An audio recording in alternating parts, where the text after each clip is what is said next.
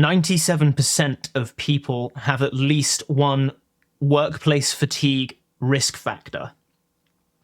This finding is from the US National Safety Council, which defines workplace fatigue risk factors as things like not getting adequate sleep, working too much, not taking breaks. This confirms what we all know to be true. 99% of us are fucking exhausted. The problem is so bad that people feel they have to fly to a different continent to get away from everything, but often return with even less energy due to the unpredictable stresses of travel. But if you're watching this video, you've probably considered mindfulness as a potential solution. Maybe you've heard that calming your mind and being present can help you to manage your energy better. In a way, you're right, but there's a problem. How do you practice mindfulness when you're already tired? I received a question on this from viewer Anwara1488 this morning. Anwara said that sometimes their mindfulness is not on point and they experience a delay in recognizing that. And that this usually occurs when they've had less sleep or are tired. I struggled with this myself for years, Anwara. But later, I discovered that my struggle was due to a misunderstanding of what mindfulness is really about.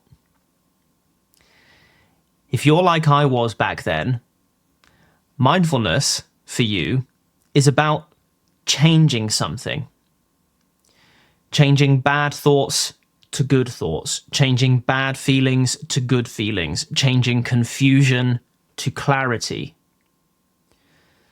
The problem with this way of practicing is that it's relative.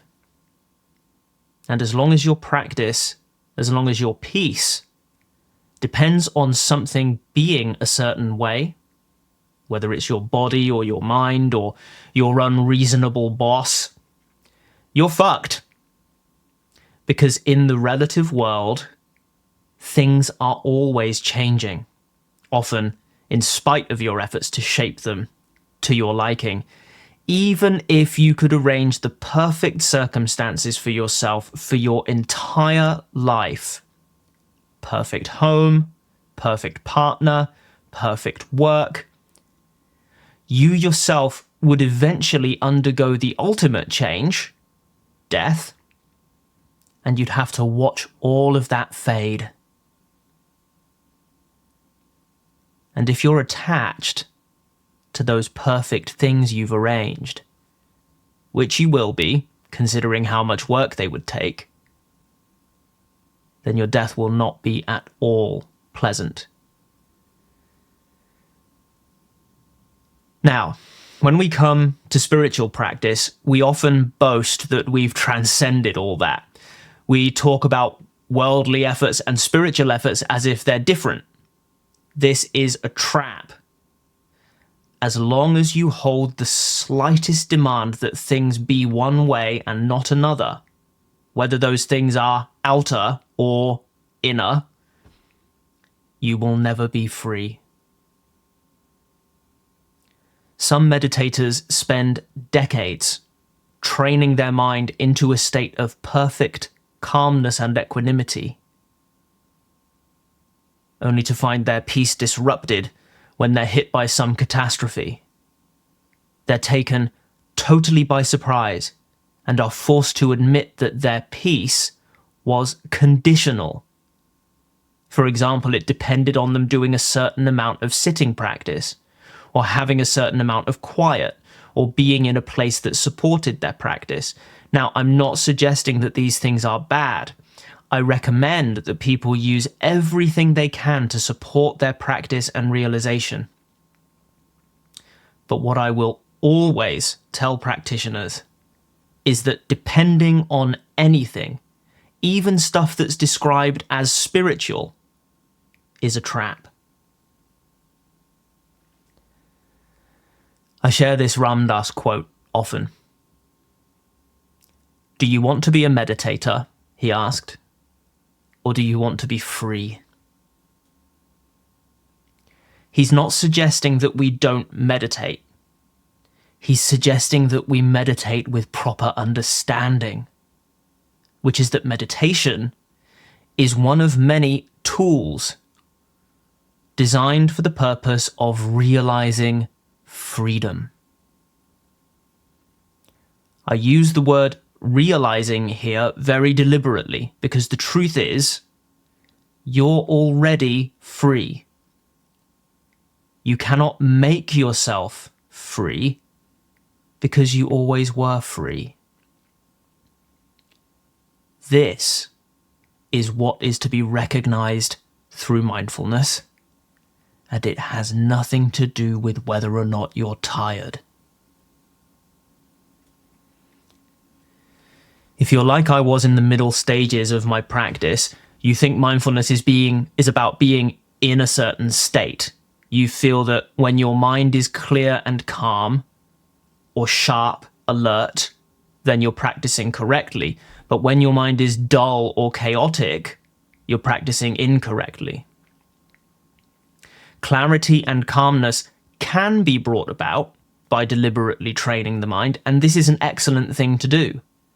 In relative terms, it's far superior to getting drunk or letting a video game take over your life, because it's simply more beneficial, both to yourself and to those around you.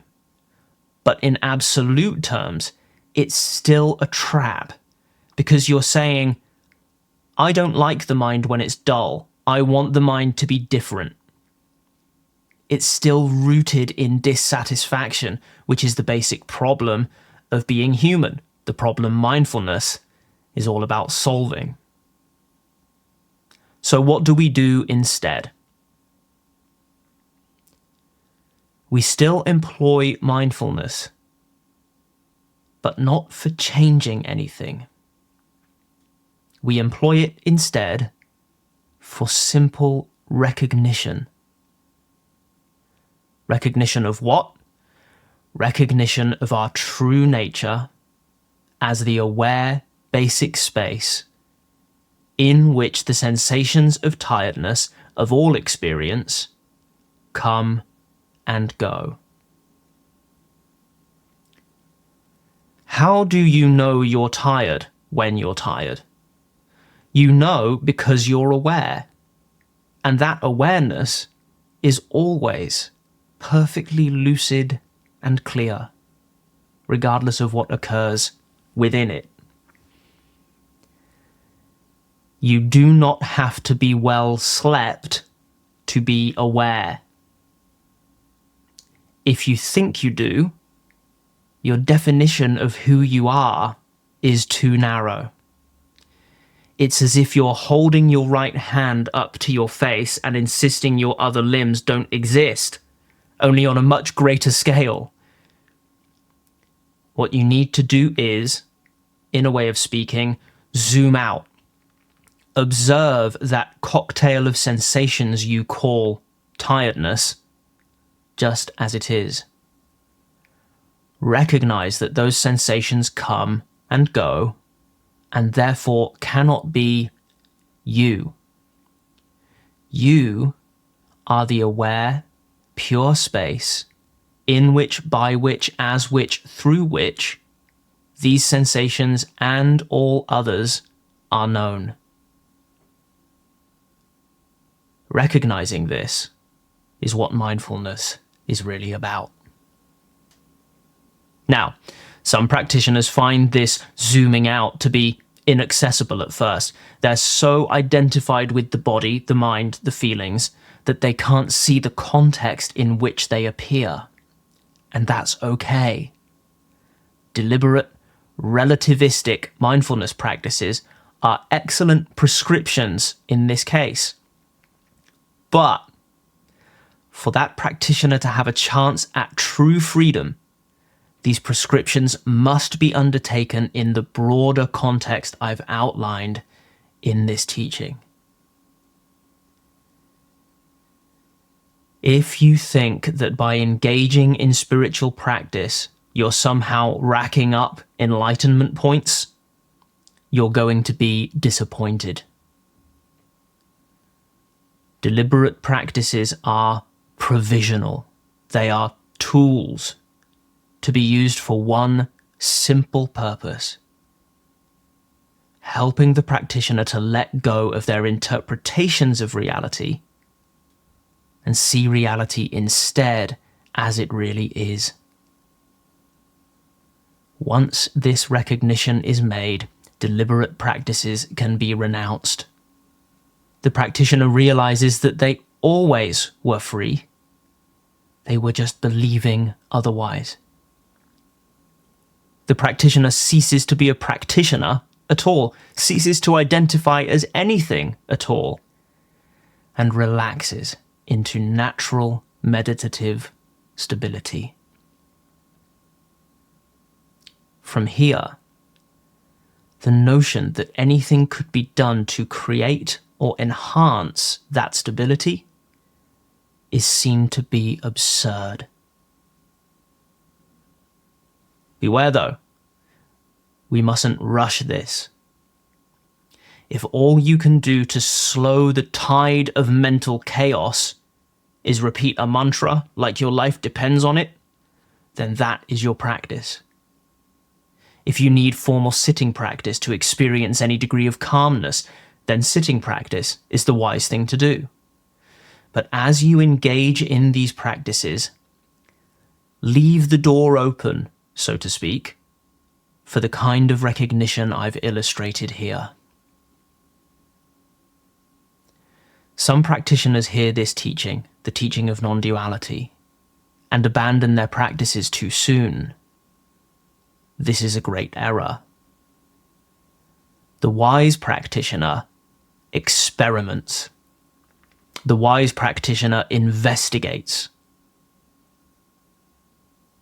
What happens when you look at the context in which tiredness arises?